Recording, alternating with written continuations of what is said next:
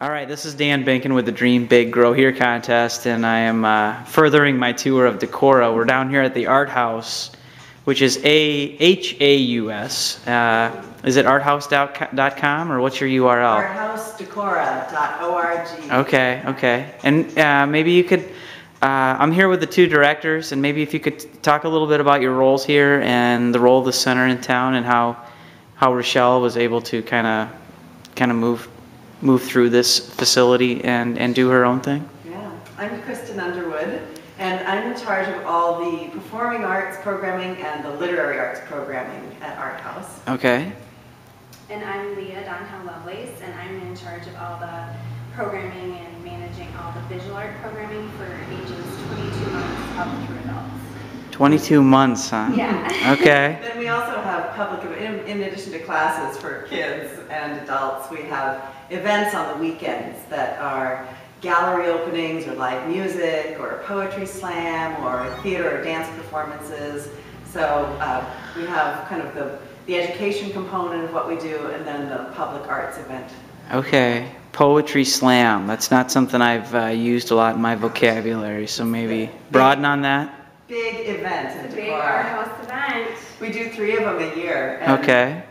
We draw a crowd of over 150, so we've outgrown our space. In here? Well, no, we actually, did we offer 2 in here? I think we did 2. We can seat about 60 if we really cram them in. Okay.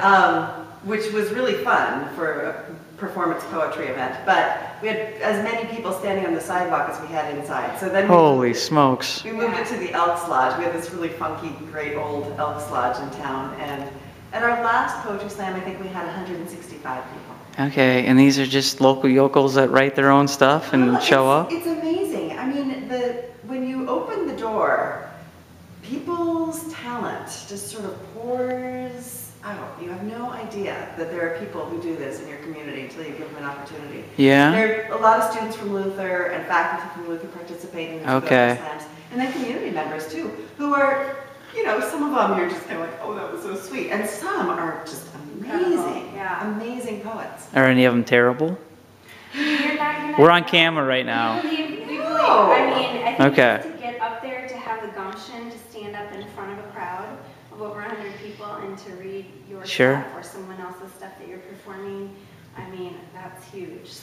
And we make it a really supportive event. So some poetry slams, this is a national thing. People do these all over the country. Oh, right. Yeah, I'm plugged into this. Yeah, I know what you're talking about. Yeah. That some are really cutthroat, and ours reflects our community. It's very nice. Okay. Very Norwegian, huh? Yeah, it's very supportive. And so the idea is, if you have the guts to get up there and do it, we are going to reward you with, all of our adoration. And sweet action. Okay. It's really nice. Okay. Yeah. Maybe you could share a little bit quick then about the ceramics thing and how the clay studio kind of grew out of this quick. Totally. So, Kristen and I met just over 3 years ago. When I moved back to the area, I went to Luther and I grew up in Decorah. Okay. And then I moved from Chicago back here with my family about 3 years ago. And Kristen and I became fast friends, and we shared a similar vision. We kind of had a similar experiences on different sides. She in the performing arts side and myself in the education for visual arts side. And so we met for a year and sort of came up with what ArtHaus is. It's sort of a hybridized version of some case studies we did of research of different art centers around the country, and then thinking about what best fit, hopefully, Decorah's needs. Mm-hmm.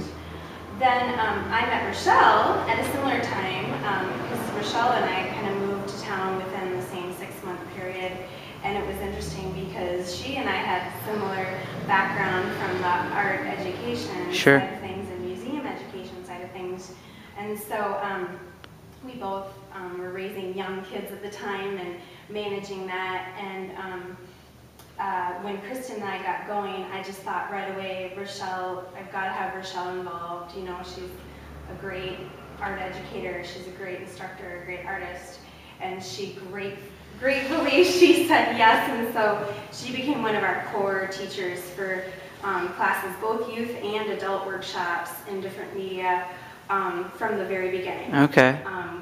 This is our 3rd year of operation, so I guess over 2 years ago.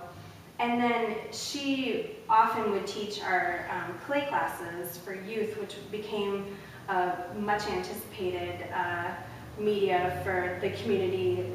People were really hungry for getting their kids into clay classes, and she kind of piloted that program and developed that curriculum, and had always talked about her experience at the clay studio in Minneapolis, teaching youth in the past. And so she had a really great suitcase of talents and ideas to bring to the table.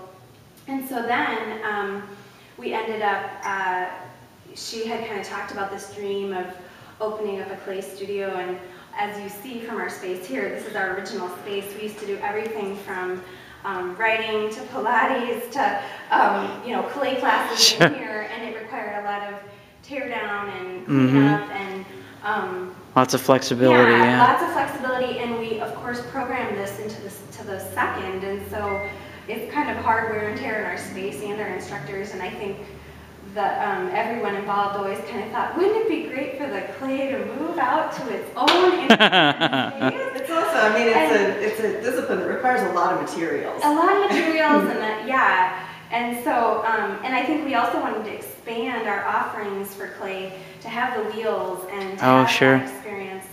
And we had a kiln, but it was sitting in my garage. There was no place to put it here. And so anyway, Rochelle made that dream for ArtHaus come true. And so that's really been, I think it's been a mutually beneficial relationship for us. I mean, she gets to retain teaching a discipline she loves in her own house instead of shuffling work up to someone else's kiln, to be fired. And it's great for us because we get to have a space that's completely devoted for that. And so, yeah. Cool. It would have been hard to move the kiln, like, when we were in just one space. We have a dance class, we have to clear all the art supplies away. You can't really do that with a kiln and wheels. Big prop in the middle of the room probably doesn't work. Yeah, for your rehearsals. It would have been cool for salsa dancing class, though. Yeah, that's true. Okay. So, anyway, I guess that's sort of how it all... Thanks for the story. I appreciate it. And thanks for your time here, and we'll close her up.